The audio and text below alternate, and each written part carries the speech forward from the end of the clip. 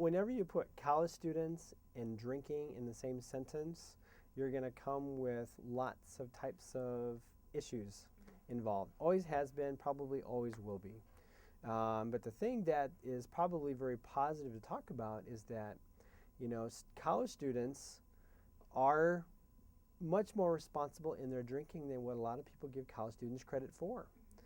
People remember the movie Animal House, and they remember, all of these out of control college students and alcohol type movies and in the media.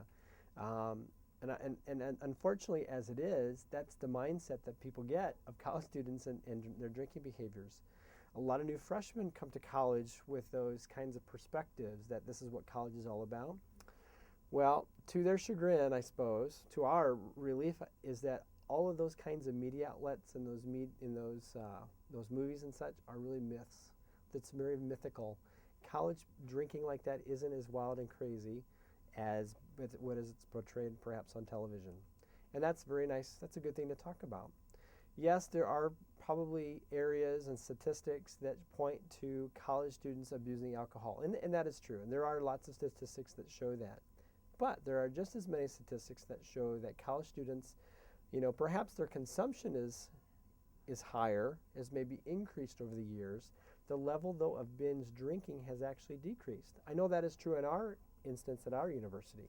Our binge drinking behaviors the past 4 years have decreased drastically from about 62% 4 years ago to a little over 33% this past year. So what is that telling us is that though, yes, students are drinking, perhaps they're underage drinking, but at the same time, they're drinking differently. They're not abusing the alcohol or ingesting, large amount of alcohol in a short amount of time than maybe what they have had in the past. I remember when I was in school, it seems like it was a long time ago now, binge drinking was at the forefront. A lot of students drank, and we drank a lot. But I think, though, that media campaigns and social marketing campaigns and binge drinking education that have permeated college campuses now, I can't think of a more appropriate place to educate our students as to what the dangers are, the consequences are, and the issues related to it. I think it has permeated people's behaviors, and people are starting to drink differently, or that's what the data is showing for us. There are some trends involved on a national scale that also show that is true. Yes, there are issues, and yes, there are still challenges and obstacles that college campuses need to confront and deal with. But on a much larger scale, in a very positive way, college students are becoming more responsible in their drinking.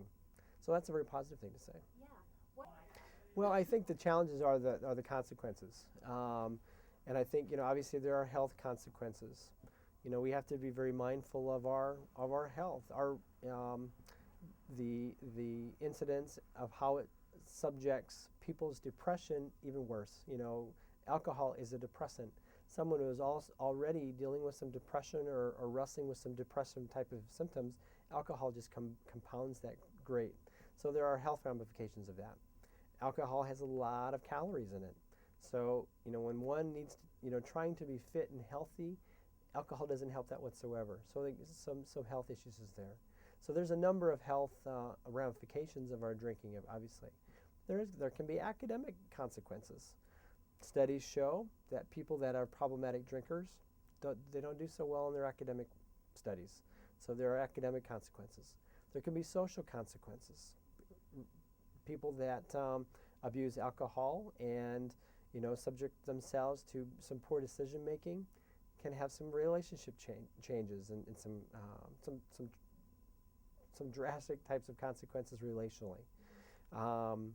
There are also people don't sleep as well, actually. That's another type of health issue that I think is coming to the forefront on college campuses now, is the fact that, yes, college students don't get the rest that they need, but alcohol changes the body in some ways where it doesn't allow college students to get the rest that they need.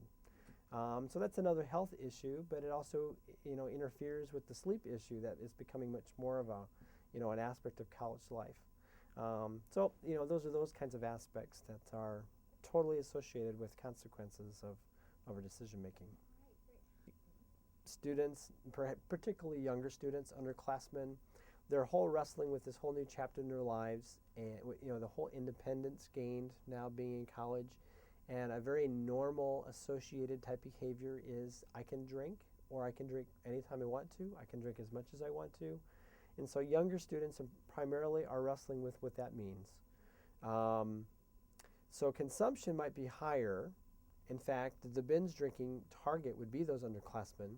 But as you progress through school, as you become a junior and senior, the lens in those students' cameras tends to shift a little bit, where they're now much more focused on graduation, getting a job, going to grad school, having families, all those kinds of things.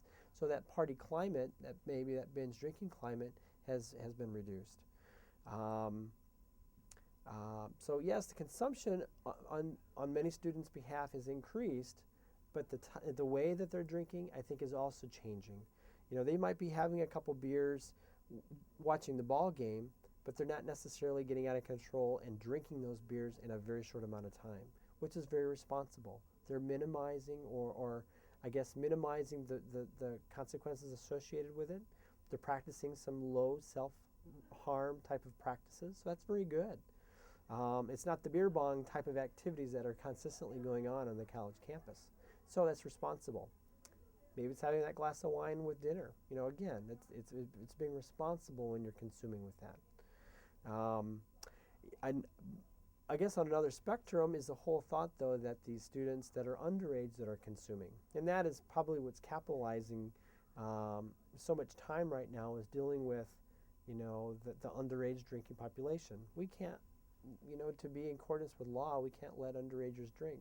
So many campuses are, that's been the focus of their prevention or their intervention, is working with the underage drinkers while practicing a low risk, low self-harm type model with the of-agers that might be on your college campus. The students that I have heard from, and I've heard from a lot of students this fall, is that they would rather prefer to have a wet campus, a campus that says that you can consume alcohol if you're of legal age. And to be honest with you, I concur with that. I think it's fine to have a college campus that says that if you are of legal age, you can consume. What a wonderful place. I can't think of a better place than a college campus of higher education to educate and promote responsibility and accountability to be consumers of alcohol. It's a great place to do that here. It's nice to have that forum working with students and helping them to understand what that responsibility is all about. If you have a dry campus, you really don't have that opportunity. You can't really have the opportunity to conduct yourself in a positive way. So I guess I'm an advocate of having that type of wet campus model. But along with that, though, going back to the underage drinking occurrences, is that you do need appropriate enforcement to enforce policy that says if you're not of age, you're putting yourself at risk for being, either arrested or fined or somehow written up. So that goes hand in hand with having a wet campus. But I think what we're doing on our campus is working. I think that, again, we need a consistent, ongoing message on our college campus, on our wet campus that says, or that emphasizes accountability, that emphasizes responsibility, that it has appropriate policy enforcement that's consistent, and an ongoing message of education. I think those factors, in line with our community support in our local neighborhood, obviously our administrators on our campus have to be on board with this. So it's very consistent amongst all the hierarchy of our campus, in our local community. I think our neighborhood also has to be in line with that. And I think we're doing better. We're wrestling with it. We've modified our policy a little bit. We're getting more people on board with what drinking is like, in our school. So I think that is what's working, or at least it has been. With some of these other younger populations, when we just talked about elementary school, I think parents are still a key to those students' drinking behaviors. So that's kind of a whole other subject. But on our college campus, I think enforcement and responsibility and accountability and continued dialogue, I think are all good.